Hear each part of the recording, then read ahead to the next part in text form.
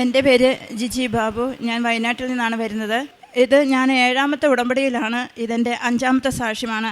അപ്പോൾ തന്നെ ദൈവം not by merit but by ഗ്രേസിൽ എനിക്ക് ചെയ്തു തന്ന ഒരുപാട് കരുണയാണത്. അനുഗ്രഹങ്ങളെപ്പോലെ തന്നെ ഒരു കരുണയാണ് അതിൽ കാണാൻ പറ്റുക. കാരണം 7ാമത്തെ ഉടമ്പടിയിൽ തന്നെ 5 സാക്ഷികൾ എനിക്ക് പറയാൻ സാധിക്കുക എന്നുള്ളത് അതെൻ്റെ യോഗ്യത കൊണ്ടല്ല, മറിച്ച് തമ്പുരാൻ്റെ കൃപ കൊണ്ടാണ്. എല്ലാ ഉടമ്പടി നിയമങ്ങളും പൂർത്തിയാകുമ്പോൾ എനിക്ക് സാക്ഷ്യം പറയാൻ സാധിക്കാറില്ല. കാരണം മക്കൾ കൂടെ ഇല്ലാത്തതിനാൽ എനിക്ക് ഇന്നാണ് അതിനൊരവസരം കിട്ടിയത്. കുടുംബമായിട്ട് ഈ സ്റ്റേജിൽ കയറി നിന്ന് 5ാമതൊരു സാക്ഷ്യം ഞാൻ കഴിഞ്ഞ കൊല്ലം തന്നെ ഈ സ്റ്റേജിൽ വെച്ച് പറഞ്ഞു. ഇനി ഒരു 5ാമതൊരു സാക്ഷ്യവുമായിട്ട് ഞാൻ ഈ സ്റ്റേജിൽ വരും. കാരണം അന്ന് എൻ്റെ സ്ഥലവും വീടും വിൽക്കാൻ വേണ്ടി ശ്രമിക്കുന്ന ആ ഒരു സമയത്തായിരുന്നു ഞാനത് പറഞ്ഞിട്ട് പോയത് അമ്മയുടെ മുന്നിൽ വെച്ച്. അങ്ങനെ ഇരിക്കുമ്പോൾ കഴിഞ്ഞ കൊല്ലം മെയ് മാസത്തിൽ ഞാൻ ഉടമ്പടി പുതുക്കി ജോസഫച്ചനെ സ്ഥലത്തിൻ്റെ ആധാരം കാണിച്ച് പ്രാർത്ഥിച്ചു. അപ്പോൾ അച്ഛൻ പറഞ്ഞു, കാശുരൂപം തന്നിട്ട് പറഞ്ഞു, ഇത് സ്ഥലത്ത് വെച്ച് തടസ്സങ്ങൾ നീങ്ങാൻ വേണ്ടി പ്രാർത്ഥിക്കണം. അപ്പോൾ ഞാൻ ചിന്തിച്ചു, ഇത്രയും തടസ്സങ്ങളുണ്ടോ? എൻ്റെ വീടും സ്ഥലവും വിൽക്കാൻ ഇനി മാത്രം തടസ്സങ്ങൾ. കാരണം വലിയ കുഴപ്പമില്ലാത്തൊരു വീടാണ്, അത്യാവശ്യം സ്ഥലമുണ്ട്. അത് വിൽക്കാൻ ഇപ്പോൾ ഇത്ര പാടുണ്ടോ എന്നുള്ള ചിന്തയായിരുന്നു എൻ്റെ മനസ്സിൽ. പക്ഷേ അതിന് തെളിവെന്ന പോലെ ഒരുപാട് പേര് വന്നു പോകുന്നുണ്ടെങ്കിലും വിൽപ്പന നടക്കുന്നില്ലായിരുന്നു. ഓരോ കാരണങ്ങൾ പറഞ്ഞ് അത് തടസ്സപ്പെടുകയായിരുന്നു. അപ്പോൾ ഞാൻ അച്ഛൻ പറഞ്ഞതുപോലെ ചെയ്ത് പ്രാർത്ഥിച്ചു. ഓരോ ദിവസവും ഞാൻ ആ പറമ്പിൻ്റെ ഇതിൽ കൂടി നടന്ന് കൊന്ത ചെല്ലും, ഉടമ്പടി ഉപ്പ് വിതറും, തൈലം വരെ ഞാൻ മണ്ണിൽ തൂത്ത സമയങ്ങളുണ്ട്. അപ്പം അവിടുന്ന് ആ സ്ഥലവും വീടും വിറ്റ് അമ്മയ്ക്ക് ഈശോയ്ക്ക് ഇഷ്ടമുള്ളൊരു സ്ഥലവും വീടും എനിക്ക് കാണിച്ചു തരണമെന്നായിരുന്നു ഞാൻ പ്രാർത്ഥിച്ചുകൊണ്ടിരുന്നത്.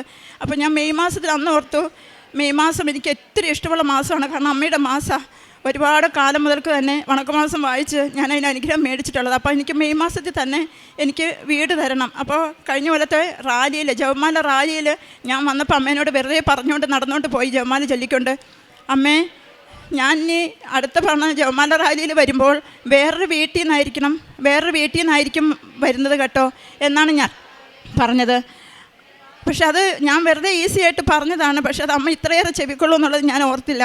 അതേപോലെ തന്നെ ഈ മെയ് മാസം ആയപ്പോൾ എനിക്ക് വേറൊരു ഭവനം. അപ്പം ഞാൻ പറഞ്ഞു, അമ്മ എനിക്ക് ഇനി പണിയാനൊന്നും വയ്യ, എനിക്ക് പറ്റില്ല. പണി തീർന്ന ഒരു ചെറിയ വീട്, അത് അമ്മയ്ക്ക് ഈശോയ്ക്ക് ഇഷ്ടമുള്ള സ്ഥലത്ത് ഇഷ്ടമുള്ളൊരു ഭവനം, ഒരു ചെറിയൊരു ഭവനം തന്നേക്കണം എന്ന് പറഞ്ഞു. പക്ഷേ ഞാൻ അർഹിച്ചതിലും കൂടുതൽ എനിക്കൊരു ഭവനം തന്ന് എൻ്റെ അമ്മ എന്നെ അനുഗ്രഹിച്ചു. അന്ന് ഞാൻ കൊടുത്തൊരു വാക്കുണ്ട് എൻ്റെ അമ്മയ്ക്ക്, എനിക്കൊരു വീട് തരുന്ന ആ സമയത്ത് എൻ്റെ വീട്ടുപേര് അത് കൃപാസനം എന്നായിരിക്കും. ആ ഒരു വാക്ക് ഞാൻ പാലിച്ചു. ഇന്നെൻ്റെ വീടിൻ്റെ പേര് കൃപാസനം എന്നുള്ളതാണ്. അതുപോലെ ഒരുപാട് അനുഗ്രഹങ്ങൾ അതിന് പുറകെ വന്നു ചേർന്നു മക്കളിലൂടെ. അതുപോലെ തന്നെ ഒരുപാട് രോഗസൗഖ്യങ്ങൾ തുടർച്ചയായിട്ട്. അപ്പോൾ ഞാൻ ഈ വീട് സ്ഥലവും വിൽക്കാൻ വരുന്ന സമയത്ത് ഞാൻ അമ്മയോട് പറഞ്ഞു, ഒരുപാട് പേര് വന്നു പോയപ്പോൾ, അമ്മേ ഇനി വീട് എടുക്കാൻ വരുന്ന ആൾ മാത്രം വന്ന് ഈ വീട് അന്വേഷിച്ചാൽ മതി, ഇനി ഒരുപാട് ആൾക്കാരെ കയറ്റി ഇറക്കരുത്, വയ്യ. അപ്പോൾ ഒരു പ്രാവശ്യം ഇതുപോലെ ഒരു ആൾ വന്നു. അപ്പോൾ തന്നെ ഞാൻ ആ മനുഷ്യൻ പോയി കഴിഞ്ഞപ്പോൾ വീട്ടിലാരുമില്ല. ഞാൻ മുട്ടുമേൽ നിന്ന് എനിക്ക് തോന്നി മനസ്സിൽ, രാവിലത്തെ പ്രഭാത പ്രാർത്ഥന ചെയ്തതാണെങ്കിലും നീലത്തിരി കത്തിച്ച് വെച്ച് ഞാൻ പ്രാർത്ഥിച്ചു, അമ്മയ്ക്ക് അറിവുള്ളതാണോ ഈ മനുഷ്യൻ തന്നെയാണോ എൻ്റെ വീടെടുക്കാൻ പോകുന്നത്? ഉടനെ ആ തിരിയിൽ വിമല ഹൃദയമാണ് വന്നത്. ഇന്ന് ഞാനത് സൂക്ഷിച്ചു വിട്ടിട്ടുണ്ട്. ഒരുപാട് അടയാളങ്ങൾ എൻ്റെ തിരിയിൽ വരാറുണ്ട്, മിക്കവാറും പൂ വരാറുണ്ട്. കഴിഞ്ഞ തവണ ഡിസംബർ 7-ാം തീയതി ഇതുപോലെ പ്രാർത്ഥിച്ചപ്പോൾ അമ്മ തന്നെ എൻ്റെ തിരിയിൽ വന്നതാണ്. എല്ലാം എൻ്റെ തെളിവുകൾ എൻ്റെ ഫോണിലുണ്ട്. അപ്പോൾ അങ്ങനെ ആ മനുഷ്യൻ തന്നെയാണ് വീട് സ്ഥലവും എടുത്തതെന്നുള്ളതാണ്. അതിന് പുറമെ വേറൊരു ഒരേക്കർ സ്ഥലവും കൂടെ വിൽക്കാനുണ്ടായിരുന്നു. ഈ സ്ഥലവും വീടും വിറ്റ പൈസ മാത്രം കൊണ്ട് നമുക്കൊരു വീടും ഇതെടുക്കാൻ സാധ്യമല്ലായിരുന്നു. ബാങ്കിലൊരു 10 ലക്ഷത്തോളം, അതുകൂടാതെ എക്സ്ട്രാ ഒരു 2 ലക്ഷം രൂപ, അങ്ങനെ 12 ലക്ഷം രൂപ ഞങ്ങൾക്ക് ലോൺ ഉണ്ടായിരുന്നു. അത് വീട്ടിൽ ശേഷം ഒരു വീടും സ്ഥലവും എടുക്കുക എന്നുള്ളത് ഇച്ചിരി ബുദ്ധിമുട്ടായിരുന്നു. അപ്പോൾ ഈ 1 ഏക്കർ സ്ഥലം വിൽക്കാതെ അത് വിറ്റിട്ടില്ലായിരുന്നു ഈ സമയത്ത്. അതും ഇതുപോലെ തന്നെ ഓരോ സമയത്ത് ഞാൻ ഉടമ്പടി ഉപ്പ് വിതറി ആ പറമ്പിൽ കൂടെ നടന്ന് ഞാൻ കൊന്ത ചെല്ലുമായിരുന്നു. അങ്ങനെ അതും സാധിച്ചു തന്നു. അതും കൂടെ വിറ്റതുകൊണ്ട് മാത്രമാണ് ഞങ്ങൾക്ക് ആ വീട് സ്ഥലവും പുതുതായിട്ട് എടുക്കാൻ സാധിച്ചത്. അതിൻ്റെ പൈസയുടെ കാര്യത്തിലും കുറച്ച് എഗ്രിമെൻറ്റ് നീണ്ടുപോയി. അതിലിച്ചിരി ബുദ്ധിമുട്ട് വല്ലാതെ അനുഭവിച്ചു. അപ്പോൾ ഞാൻ പറഞ്ഞു, അമ്മേ വീട് തന്നതുകൊണ്ട് മാത്രം കാര്യമില്ലല്ലോ, ആ വീട്ടിലേക്ക് വേണ്ട സാധനങ്ങൾ മേടിച്ച് തരിക എന്നുള്ളത് നിൻ്റെ ഉത്തരവാദിത്വമാണ്. ഞാനല്ല വീട് തിരഞ്ഞെടുത്തത്. അപ്പോൾ ഞാൻ എപ്പോഴും പറയായിരുന്നു, വീട് തിരഞ്ഞെടുക്കാൻ പോകുമ്പോൾ എനിക്കൊരു അടയാളം എവിടെയെങ്കിലും എനിക്ക് തരണം, ഒരു വാക്കിൽ, ഒരു കളറിൽ. ഇത് രണ്ടും കണ്ടു അവിടെ. അത് ശ്രീനന്ദനമായിരുന്നു, അത് ഇന്ന് കൃപാസനമാണത്. അപ്പോൾ അങ്ങനെ ആ വീടും സ്ഥലവും തന്ന് എനിക്ക് അമ്മ അനുഗ്രഹിച്ചു. അതുപോലെ എൻ്റെ രണ്ടാമത്തെ മകന്, നാട്ടിലുള്ള എൻ്റെ മകന് ഒരു അലർജിയുടെ പ്രശ്നമുണ്ടായി. എവിടെ ചെന്നാലും ഡോക്ടർ ചോദിക്കും നീ കഴിക്കുന്ന ഭക്ഷണത്തിൻ്റെ ആണോ, അവരിങ്ങോട്ട് ചോദിക്കും നമ്മളോട്. പക്ഷേ ഒന്നും നിശ്ചയമില്ല, ടെസ്റ്റ് ചെയ്യും, ഒന്നും കുഴപ്പവും കാണുന്നില്ല. അപ്പോഴാണ് എല്ലാ തിങ്കളാഴ്ചയും ഞാൻ സ്വാതന്ത്ര്യാഭിഷേകം കാണുന്ന ഒരു പതിവുണ്ട്. മകനെ ഞാൻ ആ ആരാധനയിൽ പങ്കെടുപ്പിക്കുമായിരുന്നു. അത് എത്ര തവണ നീണ്ടുപോയെന്ന് എനിക്കറിയില്ല. ഒരു സുപ്രഭാതത്തിൽ ആ അലർജിയുടെ വിഷയം മാറിക്കിട്ടി. അവൻ തന്നെ എന്നോട് പറഞ്ഞു ഇപ്പോൾ ആ രാത്രിയിലുള്ള പ്രശ്നം എനിക്കില്ല. അന്നേരമാണ് ഞാൻ അറിയുന്നത് ഞാൻ ഈ സ്വാതന്ത്ര്യ ഞാനിത് നിയോഗം വെച്ചിട്ടുണ്ടായിരുന്നല്ലോ എന്ന് ഓർത്തത്. അതുപോലെ അവൻ്റെ BSc കംപ്ലീറ്റ് ചെയ്യാൻ പാസ്സാകണം, കാരണം ഒരുപാട് സപ്ലി അതിനകത്ത് വന്നിട്ടുണ്ടായിരുന്നു. അപ്പോൾ ഞാനിങ്ങനെ വചനം പറഞ്ഞു കൊടുത്തു വിടും, നെറ്റിയിൽ തൈലം തൂത്ത് വിടും. അപ്പോൾ അവൻ എഴുതി വെക്കുമായിരുന്നു ആൻസർ ഷീറ്റിൻ്റെ പുറകുവശത്ത് വിജയം നൽകുന്ന യോദ്ധാവ് നിൻ്റെ മധ്യയുണ്ടെന്നുള്ള ആ തിരുവചനം അവൻ എഴുതി വെച്ചാണ് പ്രാർത്ഥിച്ചിരുന്നത്. പിന്നീട് എന്നോട് പറഞ്ഞു അതിൻ്റെ ഫലമായിട്ട് അവനത് നല്ല മാർക്കോടുകൂടി പാസ്സാവുകയും തുടർന്ന് ഞാൻ അമ്മേനോട് പറഞ്ഞു അമ്മേ അവനൊരു കോഴ്സ് അമ്മ തന്നെ തിരഞ്ഞെടുത്ത് കൊടുക്കണം എന്ന് പറഞ്ഞതിൻ്റെ പേരിൽ അവൻ പിന്നീട് വേറൊരു കോഴ്സ് എടുത്ത് അതിൻ്റെ ഇൻറ്റേൺഷിപ്പും പാസ്സായി നിൽക്കുകയാണ്. അമ്മ അവനൊരു ജോലിയും കൂടെ അതിൽ തന്നെ സാധിച്ചു കൊടുക്കുമെന്ന് ഞാൻ ഉറച്ച് വിശ്വസിക്കുന്നു. ഇനി ഞാൻ എൻ്റെ 2 മക്കൾ ജർമ്മനിയിലാണ്, അവർക്ക് കിട്ടിയ സാക്ഷ്യത്തെക്കുറിച്ച് ഞാൻ അവർക്ക് കൊടുക്കാം. ഹലോ, എൻ്റെ പേര് അശ്വിൻ. ഞാൻ ജർമ്മനിയിൽ നഴ്സിംഗ് പഠിക്കുകയാണ്. അപ്പോൾ എനിക്കവിടെ പോയപ്പോൾ തൊട്ടുള്ളൊരാഗ്രഹമായിരുന്നു ലൈസൻസ് എടുക്കണമെന്ന്, ഡ്രൈവിംഗ് ലൈസൻസ്. അപ്പോൾ ഞാൻ സെക്കൻഡ് ഇയർ കയറി കഴിഞ്ഞ് എൻ്റെ അവസാനമായപ്പോഴാണ് ഞാൻ അതിനകത്തോട്ട് എടുക്കാനുള്ള തീരുമാനത്തിലോട്ട് വന്നത്. അപ്പോൾ ഞാൻ മമ്മീനോട് പറഞ്ഞു, മമ്മി ഇവിടെ സ്ഥിരമായിട്ട് ഉടമ്പടി എടുക്കാൻ വരുന്നതാണ്. അപ്പോൾ ഞാൻ മമ്മീനോട് പറഞ്ഞു, മമ്മി എനിക്കിങ്ങനെ ലൈസൻസ് എടുക്കാൻ ആഗ്രഹമുണ്ട്, അപ്പോൾ അതൊന്ന് ഉടമ്പടിയിൽ വെക്കണം എന്ന് പറഞ്ഞു. മമ്മി അത് അടുത്ത തവണ പോയപ്പോൾ ഉടമ്പടിയിൽ വെച്ചു. അപ്പോൾ ഞാനങ്ങനെ തുടങ്ങി. അപ്പോൾ ഞാനാണെങ്കിൽ ഇംഗ്ലീഷിലാണ് എടുത്തത്, തിയറി ഫുള്ള്. അപ്പോൾ ചെയ്തു തുടങ്ങിയപ്പോൾ എനിക്ക് വലിയ പാടൊന്നും ഇല്ലായിരുന്നു. അപ്പോൾ ഇംഗ്ലീഷിലായതുകൊണ്ട് പെട്ടെന്ന് ചെയ്യാൻ പറ്റി. അപ്പോൾ ആപ്പിൽ തന്നെ നമുക്ക് ട്രയൽ എക്സാംസ് ചെയ്യാം. അപ്പോൾ അതിലെല്ലാത്തിലും ഞാൻ ജയിച്ചു, ഒരെണ്ണത്തിൽ പോലും തോറ്റില്ല. അപ്പോൾ എനിക്ക് ഭയങ്കര കോൺഫിഡൻസ് ആയിരുന്നു.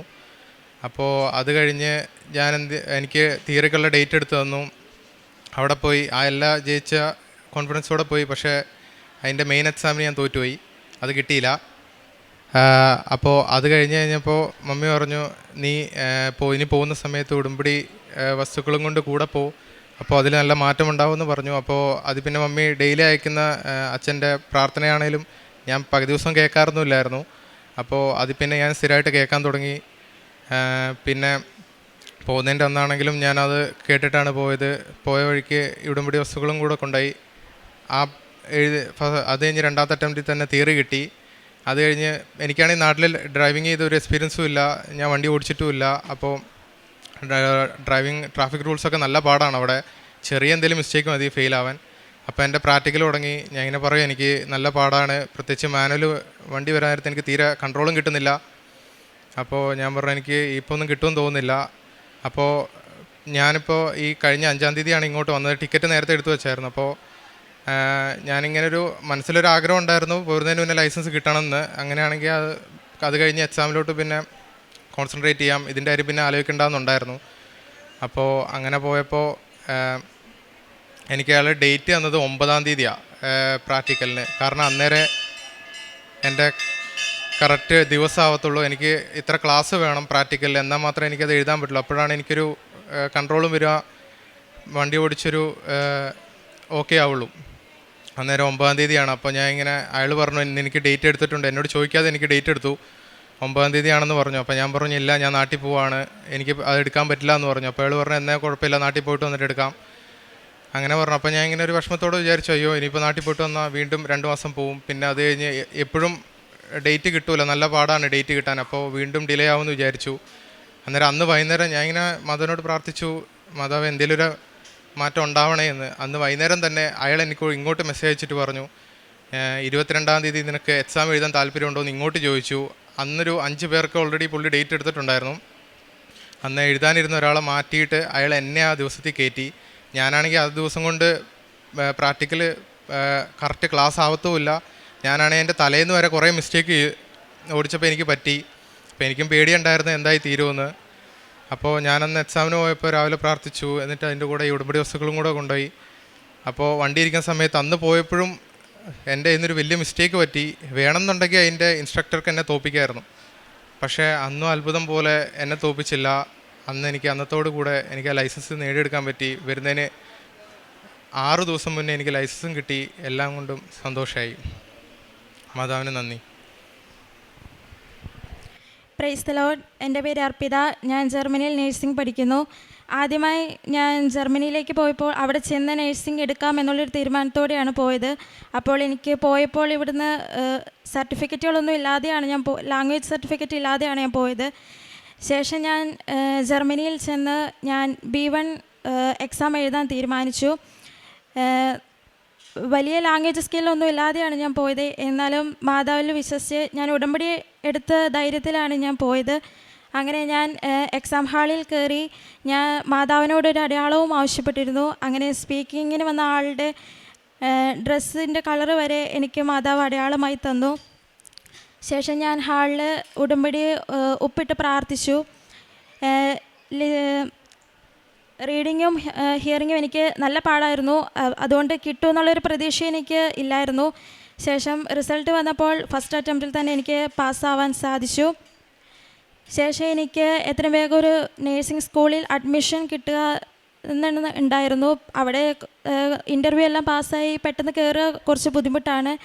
അങ്ങനെ പെട്ടെന്ന് തന്നെ ഒരു നേഴ്സിംഗ് സ്കൂളിനെ കുറിച്ച് ഞാൻ അറിയുകയും അവിടേക്ക് അപ്ലൈ ചെയ്യുകയും ചെയ്തു.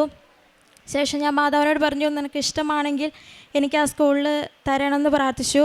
അങ്ങനെ ഞാൻ അവിടെ എനിക്ക് ഇൻ്റർവ്യൂ കോൾ ലഭിച്ചു. ഞാൻ പോയപ്പോൾ ആ ഓഫീസിൽ ഞാൻ ഉടമ്പടി ഒപ്പിട്ട് പ്രാർത്ഥിച്ചു. തലയിൽ തൈലവും പുരട്ടി. അങ്ങനെ അവിടെ വന്ന എൻ്റെ ഇൻ്റർവ്യൂവിൽ 3 പേരുണ്ടായിരുന്നു. 3 പേരും എന്നോട് ഏറ്റവും ഫ്രണ്ട്ലി ആയിട്ടായിരുന്നു സംസാരിച്ചത്. അതുകൊണ്ട് എനിക്ക് ഇൻ്റർവ്യൂ ഏറ്റവും എളുപ്പത്തിൽ പാസ്സാവാൻ സാധിച്ചു. അങ്ങനെ എനിക്ക് അവിടെ ഒരു നല്ല സ്കൂളിലൊരു നേഴ്സിംഗ് അഡ്മിഷൻ ലഭിച്ചു. നേഴ്സിംഗ് അഡ്മിഷൻ എടുക്കാൻ നേരത്ത് അവരെന്നോട് വാക്സിൻ സർട്ടിഫിക്കറ്റ് ആവശ്യപ്പെട്ടിരുന്നു.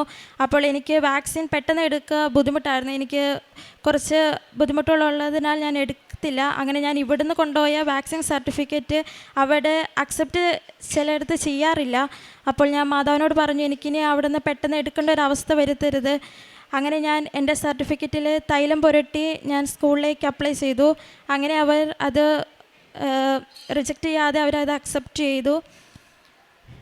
പ്രേക്ഷിത പ്രവർത്തനങ്ങളായി ഞാൻ ചെയ്യാറ്, ഞങ്ങളെ കൊണ്ട് കഴിയുന്ന ഒരു പൈസ നാട്ടിലേക്ക് അയച്ചു കൊടുക്കും. മമ്മി അവർക്ക് വേണ്ട സഹായം ചെയ്തു കൊടുക്കും. കാരുണ്യ പ്രവൃത്തികൾ ഞാൻ എല്ലാ ദിവസവും 1/2 മണിക്കൂർ ബൈബിൾ വായിക്കാനും കഴിയുന്ന അത്രയും ദിവസങ്ങളിൽ അവിടെ പള്ളിയിൽ പോകാനും ഞാൻ ശ്രമിക്കും. ഇത്രയധികം ചെയ്തെന്ന മാതാവിനും ഈശോയ്ക്കും 1000 നന്ദി. ഒരു കാര്യം പറയാൻ വിട്ടുപോയി. ഞങ്ങൾക്ക് ഒരു 20 സെൻറ്റ് സ്ഥലം പട്ടയമില്ലാത്ത ഉണ്ടായിരുന്നു. ഞാൻ ആലോചിക്കുമായിരുന്നു അതിനൊക്കെ ഒരു രേഖ എന്നുണ്ടാക്കി വരാനാ. പക്ഷേ ഞാൻ ഉടമ്പടിയിലാണെന്നുള്ള ഒറ്റ ധൈര്യത്തിൽ ഞങ്ങളതിനെ കൊടുത്തു. ഹസ്ബൻഡ് പോയി വില്ലേജ് ഓഫീസിൽ ഉടമ്പടി ഒപ്പിട്ട് തന്നെ പ്രാർത്ഥിച്ച് അതിൻ്റെ പേപ്പറുകൾ സമയച്ചുരുക്കത്തിൻ്റെ അമ്മ ഞങ്ങൾക്ക് പ്രതീക്ഷിക്കുന്നതിനപ്പുറം നേരത്തെ ഞങ്ങൾക്കത് സാധിച്ചു തന്നു. പിന്നെ എന്നെ സംബന്ധിച്ച് ഇപ്പം ഒരു ദിവസമെങ്കിലും ഒരു ഫോണിൽ ഒരു വ്യക്തിയോട് അല്ലെങ്കിൽ നട റോട്ടിലാണെങ്കിൽ എവിടെ വെച്ചും അമ്മയുടെ പ്രത്യക്ഷീകരണം പറയാതെ കടന്നു പോകുന്ന ഒരു ദിവസമില്ല. ഒരു ഫോണിൽ കൂടെ ആകാം. അതാണ് എൻ്റെ ഏറ്റവും വലിയ പ്രേക്ഷിത പ്രവർത്തനം എനിക്ക് തോന്നുന്നു. ഞാൻ ഹോസ്പിറ്റലുകളിൽ പോകാറുണ്ട്. മക്കൾ അയച്ചു തരുന്ന പൈസയിൽ നിന്ന് ഒരു വിഹിതം പൊതിച്ചേറിനേക്കാൾ ഉപരിയായിട്ട് ഒരു പൈസ കൊടുക്കുമ്പോൾ അവർക്കത് വലിയ സന്തോഷമാണെന്ന് എനിക്ക് മനസ്സിലായിരിക്കുന്നത്. അപ്പോൾ ഞാനത് ഇപ്പോൾ പൊതിച്ചോറല്ല, അവർക്കത് കിട്ടും. അപ്പോൾ ഞാൻ അതുകൊണ്ട് അവർക്കൊരു മരുന്ന് മേടിക്കാൻ തികയുവാണെങ്കിൽ അത് തികയട്ടെ അങ്ങനെ ഓർത്താണ് ഡ്രസ്സുകൾ കൊണ്ട് കൊടുക്കാറുണ്ട്. ഞങ്ങൾ കൂട്ടത്തോട് ഞങ്ങൾ 2-3 ചേച്ചിമാരെല്ലാവരും കൂടി ആയിട്ടാണ് ചെയ്തുകൊണ്ടിരുന്നത്. അപ്പോൾ ഉടമ്പടി എന്നെ സംബന്ധിച്ചിടത്തോളം ഒരു സാധാരണ ക്രിസ്ത്യാനിയിൽ നിന്ന് ഒരുപാട് ബലഹീനതകളുണ്ട് എങ്കിൽ പോലും ഏത് പ്രതിസന്ധികളിലും ധൈര്യമായിട്ട് ഞാൻ ഉടമ്പടിയിലാണ്, അത് വിളിച്ചു പറയാൻ എനിക്കൊന്നും ഒരു മടിയില്ല എന്നുള്ളതാണ് സത്യം. പണ്ട് കൃപാസനം പത്രം ഞാനൊരു സൈഡിൽ പിടിച്ചുകൊണ്ടാണ് പോകുന്നതെങ്കിൽ ഇന്ന് നെഞ്ചോട് ചേർത്ത് ഞാൻ കൊണ്ടുപോകും. അതാണ് എനിക്ക് കിട്ടിയ ഏറ്റവും വലിയൊരു കൃപ. അതുപോലെ കാനായിലെ കല്യാണ വിരുന്നിന് അമ്മ മധ്യസ്ഥം പറഞ്ഞപ്പോൾ ഈശോ ചോദിച്ചില്ലേ, നിനക്കും എനിക്കും എന്താന്ന് ഒരു നിർവികാരതയോടു കൂടി ചോദിച്ച ഈശോയെ ക്ഷണിക്കപ്പെട്ടിട്ടുണ്ടായിരുന്നു. പക്ഷേ ഈശോയ്ക്ക് ആ വീട്ടുകാരെ അറിയില്ലാത്ത ഭാവത്തിലാണ് ഈശോ ചോദിച്ചത്, എനിക്കും നിനക്കും എന്താണെന്ന്. ആ ചോദ്യം എൻ്റെ കുടുംബത്തിലുണ്ടാവരുത്. എൻ്റെ കാര്യം അല്ലെ എൻ്റെ മക്കളുടെ കാര്യം, എൻ്റെ ആവശ്യങ്ങൾ അമ്മ ഈശോയോട് പറയുമ്പോൾ ഈശോ ചോദിക്കരുത് എനിക്കും നിനക്കും എന്താണ് അവളുടെ കാര്യത്തിലെന്ന്. ആ ഒരു അനുഭവമാണ് എന്നെ സംബന്ധിച്ച് ഉടമ്പടി എന്ന് ഞാൻ നിർവചിക്കുന്നത് അങ്ങനെയാണ്. ഉടമ്പടിയെക്കുറിച്ച് അതിൻ്റെ പേരിൽ ഒരുപാട് ഞാൻ പറയും, തമാശയ്ക്ക് പറയും, ജോസഫ് അച്ഛൻ കഴിഞ്ഞു കഴിഞ്ഞാൽ പിന്നെ ഏറ്റവും കൂടുതൽ വേദന ഇതിൻ്റെ പേരിൽ നേരിട്ടത് ഞാനായിരിക്കാമെന്ന്. കാരണം ഒരുപാട് പേരിൽ ഞാൻ പരിഹസിക്കപ്പെട്ടിട്ടുണ്ട്, ഒരുപാട് അപമാനിച്ചിട്ടുണ്ട്. നീ കൃപാസനം കൊണ്ട് എന്ത് നേടിയെന്ന് ചോദിക്കുമ്പോൾ ഞാൻ ധൈര്യത്തോട് പറയും എൻ്റെ ഈശോയെ ഞാൻ നേടി എന്നുള്ളതാണ്.